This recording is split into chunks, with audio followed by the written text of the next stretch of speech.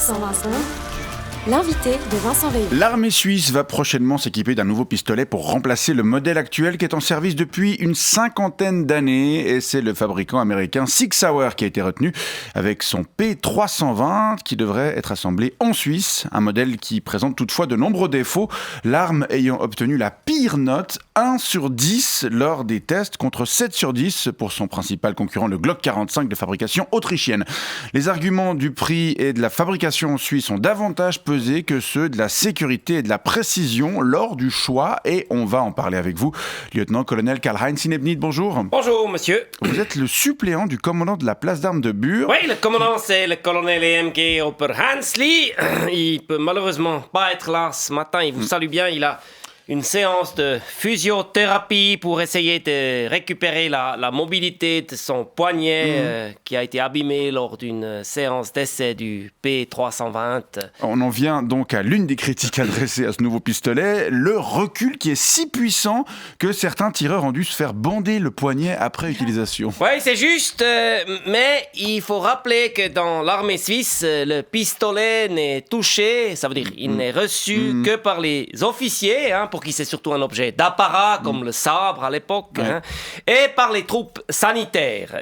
Les premiers, ils font souvent presque plus de sport parce qu'ils sont toujours au bureau, raison pour laquelle le colonel EMG Oper Hansli a les poignets d'une fillette de 12 ans.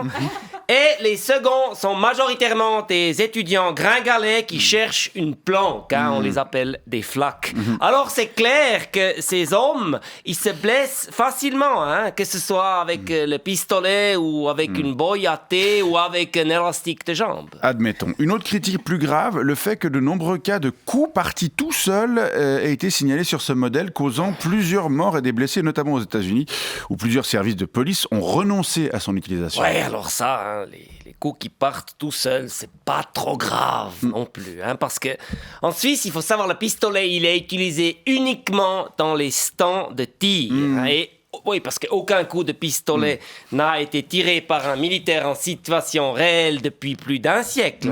Et en dehors des stands de tir, le pistolet, il n'est jamais chargé. Ça serait beaucoup trop dangereux. Alors, à nouveau, admettons, encore une autre critique, son entretien est beaucoup plus compliqué et son montage et démontage beaucoup plus long puisqu'il coûte 2 fois plus de pièces que le Glock 45, son principal concurrent. Oui, alors ça, c'est plutôt un avantage. Ça permet d'occuper la troupe plus longtemps lors du PDID, das heißt Parkdienst innerer Dienst, le parc-service interne. Quand on nettoie on nettoie tout le matériel. Pourquoi l'armée a voulu changer de modèle de pistolet ? Mais parce que le modèle actuel, ça veut dire le P220, il est beaucoup trop altmodisch. Ça saute aux yeux. J'y connais pas grand-chose. J'ai pas l'impression, non, qu'il est vraiment... Ça fait 50 ans qu'on l'utilise. Au bout d'un moment, il faut changer. Sinon, on se lasse. Comme les habits. Et puis, vous savez, le nouveau modèle, il est vert. C'est beaucoup plus gai.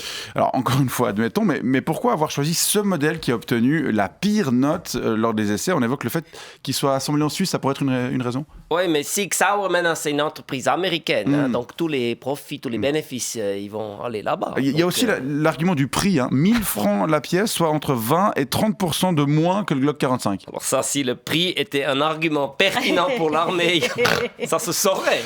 D'accord, mais alors pourquoi ce choix ? C'est la nouvelle stratégie d'acquisition de l'armée. On n'achète que des produits merdiques. Le F-35, les drones israéliens, ce pistolet, et puis encore 2-3 autres cas qui ne sont pas encore sortis dans la presse. Comme ça, on renvoie une image d'institution pas trop sérieuse et un peu olé olé. Ainsi, les futurs recrues, ils se disent, ouais, c'est un peu des clowns. Je vais probablement bien rigoler pendant mon service. Et on espère qu'ils seront donc plus nombreux à pas aller chez le psy pour se faire réformer ou à opter pour le service civil. Vous savez qu'on a un petit peu des soucis avec le recrutement, alors il faut donc communiquer différemment. Je vois. Quoi qu'il en soit, on verra si le Parlement accepte de valider cette nouvelle acquisition. Oui, le Parlement, il est toujours d'accord qu'on achète n'importe quoi. Lieutenant-colonel Inebnit, merci pour ces explications et bonne journée. Oui, je pars.